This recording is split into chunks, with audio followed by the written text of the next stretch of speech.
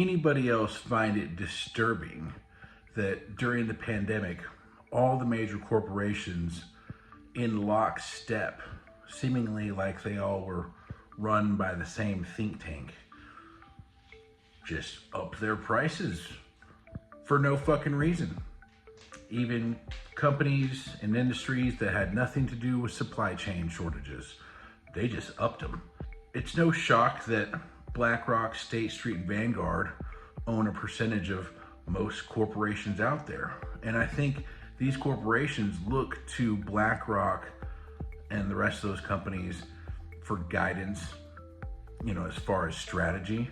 So I'm not surprised that every single company in the country jacked up the rates like all at the same time.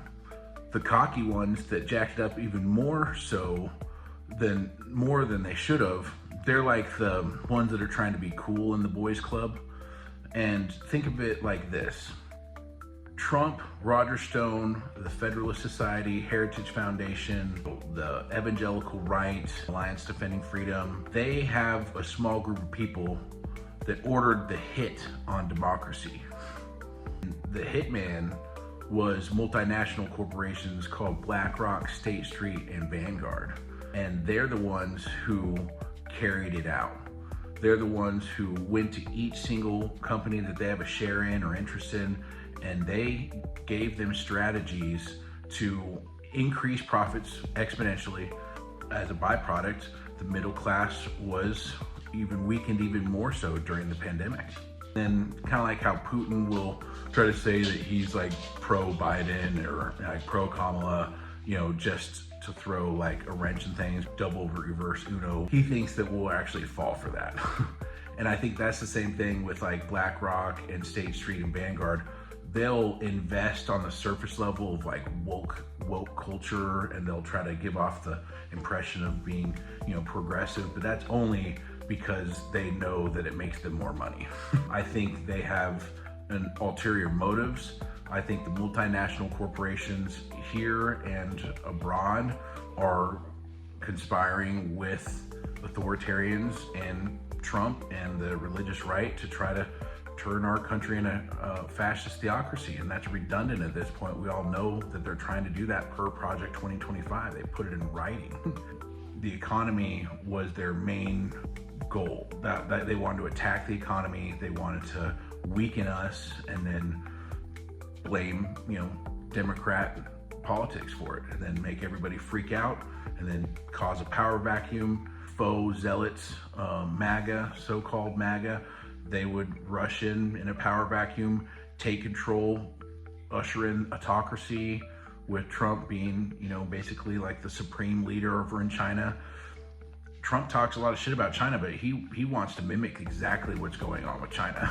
Like that, he wants that here. He wants what they have in Russia and China here. I don't know where you guys get off thinking that you're patriotic or like more American than others by voting or standing for that guy. He broke the emoluments clause. He's doing nothing but grifting. All the generals and admirals that have worked with him are like saying that it's asinine to give that man the power of the Oval Office again. For any of you who didn't study this in college, nationalism is a bad thing. Tribalism, bad thing. Autocracy, very bad thing. Totalitarianism, bad. Some of these words may not sound too awful to people who haven't studied it very much. So I urge you, when you hear a word like autocracy or fascism or authoritarianism, go ahead and dig into those words. Study about the history of those words and the type of people that have filled those roles in history. It's not something to be toyed with. You think it's kind of like funny. I think some people think it might be funny or cute. There's nothing cute about it. I would not be saying this with this much sincerity. I wouldn't be saying I've never been more sincere about anything in my fucking life.